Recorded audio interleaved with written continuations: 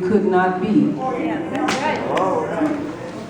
I don't know what your reality is, but I've had many an almost situation. And had I done what I wanted to do and said what I wanted to say, sometimes driving my car, when somebody takes a turn that they shouldn't take in a way that they shouldn't take and does something that they shouldn't do, I have been very tempted to stop at a red light. Come on, Bishop. And it could have ended very badly. I remember walking up and down the street when I was in Lexington, Mississippi, and I was a kid just out of California, 16 years old, 17 years old, with a California mentality. And I remember one night that I went to the doctor, I fooling around, broke my toe. Going to the doctor, and I was sitting in the lobby. And I kept wondering why many of the white folks that were coming to the doctor were coming in and they were being seen. And the receptionist never called my name. I said, well, this is strange. And so I walked up to her, because I'm from California. And I said to her, I said, you don't see me? Right. And she just leaned over to the side like this. And when she straightened back up, I had looked around her and I saw another waiting room on the other side. Right. Where there were a whole bunch of people who looked like me. So she said the way in is around the back. I went around the back, went into the waiting room, and it was filled with black people sitting on the floor. There were no chairs. Sitting on the floor. I said, all. I know the rest of what I said. And I took my broken toe and went back to the campus. I stayed up all night because my toe was broken. This was the only doctor in town. Let me say it again. I stayed up all night because my toe was broken, and this was the only doctor in town. And I was left with having to go back to that doctor, go around the back and sit on the floor and wait until they called my name, just so I wouldn't get an infection that could turn to gangrene. Anybody understand what I'm saying? And it was a lesson for me in understanding that there are situations that are created that we know are not just. And if there's no hue and cry that goes up from us to change them, there are some people in a situation and in a circumstance that they did not create. And it could easily have been one of those days where my mother and my family would have been looking all over Mississippi to find me. Nobody would have known, because nobody would have told. Anybody understand what I'm saying? I said nobody would have known, because nobody would have told. I think about it now, down there at the doctor's office by myself, little black girl from California.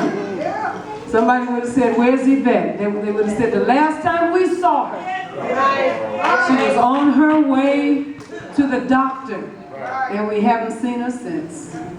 And God helped me. There are a whole lot of folks with testimonies like that are in this house. The only way it's going to change is if we first understand we are not in a post-racist environment. It is still going on.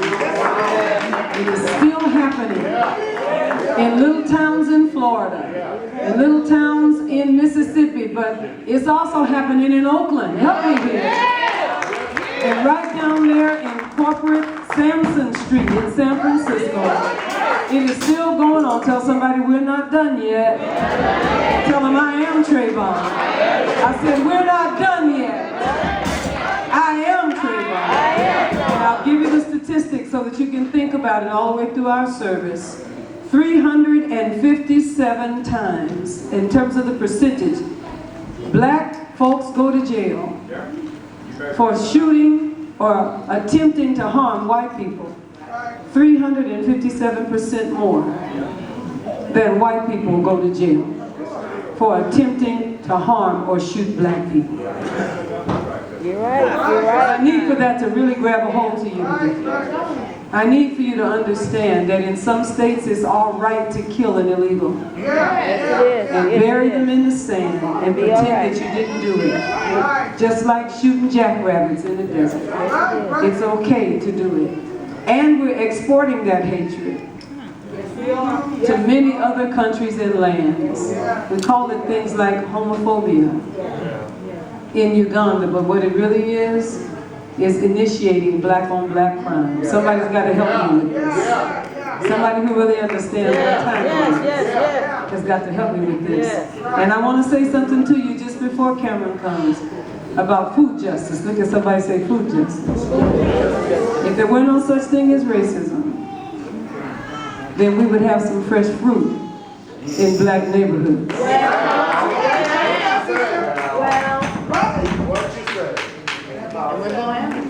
And this is not a fight that black people can fight alone. If we don't do it together, it's not going to get done. Everybody has to care. There's a reason why we're 57% of the diabetes epidemic. There's a reason why. There's a reason why we can't find fresh vegetables. There's a reason why. Somebody said, well, go to Whole Foods. My kids call it whole paycheck. That's what they call it. Somebody said, well, then we need to plant a garden. So exactly where are we going to do that? How are we going to work that out? If we don't make it happen, it's not going to happen. So much to say, but thank God for this atmosphere where our voices are being heard all over the country. It's not just Al Sharpton. Tell your neighbors, you too. This is a us thing. This is a we thing. This is a FUBU principle. This is for us, by us. And I'm going to tell you one more thing. If they're in Congress, if they're in any way, elected government, vote them out. I want you to hear me real clearly. Where we lose ground, listen to your bishop today, where we lose ground is in the midterm elections. That's right. When nobody's running for president. We say, well, I'm not voting in this because nobody's running for president. No, that is where we lose ground. We lose ground because somebody else knows the recipe to win is to infringe upon the Voters' Rights Act. Come on, help me with this. So that brown people cannot get to the polls and women with children, working people cannot get to the polls. Did you hear me? Yes. It's just like what happened in Corinthians when some people got there for the supper, for the communion, and others did not because they were poor and unable to get there. You see, if we are not careful and we do not pay attention to the midterms, That's right. there are folks that will be voted into office. We will be voting for them because we don't vote. That's right. If you don't vote for somebody right, you are by default voting for somebody wrong. And there's a lot of money being poured into the midterms. Do you hear me? Somebody said, well, you're not preaching. Yes, I am. Tell you, yes, she is. If you don't vote in the midterms, and whatever you got to do to vote, if you need to get your name legally changed, do it. That's right. That's right. If you need to pay your tickets, pay them. That's right. Get Social Security right. If you need to get a Social Security number, get your own. That's what you mean. Even if you've been living with your cousins for the last 15 years, get your own so that you can vote. Every vote counts. And we change it in the midterms. This is gospel that I'm speaking to you about right now. We change it in the midterms because if we don't change it, what will happen is insidious gun laws will pass. What will happen is we will not get the amendments to the Voting Rights Act. It won't happen. If we don't, we will not support the new medical care and Obamacare that's out there right now. And remember this, my beloved. 21 states in this country have a vigilante gun law that says you can shoot somebody if you think they're going to hurt you. And I know that a whole lot of us wish that some of the folks in the inner city that looked like me knew that. Because the truth be told, a whole lot of our folks would have defended themselves if they knew they could have legally. Tell somebody she got that right. You got that right. We didn't even know we could call that law Right. into existence. I got folks in Florida that are going, what? Do you mean to tell me when that man jumped on me that I could have shot him and not gone to jail? And I looked at them and they looked black like me. And I think maybe not. Maybe it wouldn't have worked for you. But the laws are still on the books. Does somebody understand what I'm saying? There is a vigilante uprising right under the surface in our country. Yes. Some people call it the Tea Party. I'm going to sit down in a minute. But there's a vigilante movement right under the surface in our country. People are mad when they lose power. You got to hear what I'm saying to you. Lose it to what? Losing it to uppity women. I'm almost through. Losing it to people of color. Losing it to same-gender loving people. This is the browning of America. Listen to me carefully. We can stop saying minority community.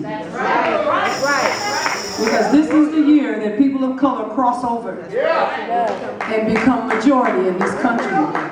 Now there's a whole lot of fear around that. And a whole lot of hatred. But there's also an unnecessary pride. What do I mean by that? So when you are no longer on the back of the bus and you're in the front of the bus, ask your neighbor, what are you going to do? That's right. Because see, that's the real question. See, the real question, when you've been on the bottom of the stack and you're rising, come on now. What are you going to do now? What will you do differently than what was done to you? Right. I am Trayvon. Let me show you so you can see. Do it. Put that on Facebook. I am Trayvon. You got a hood, put your hood on your head. Tell your neighbor, we are Trayvon. We are Trayvon. We are Trayvon. Come on, Cameron.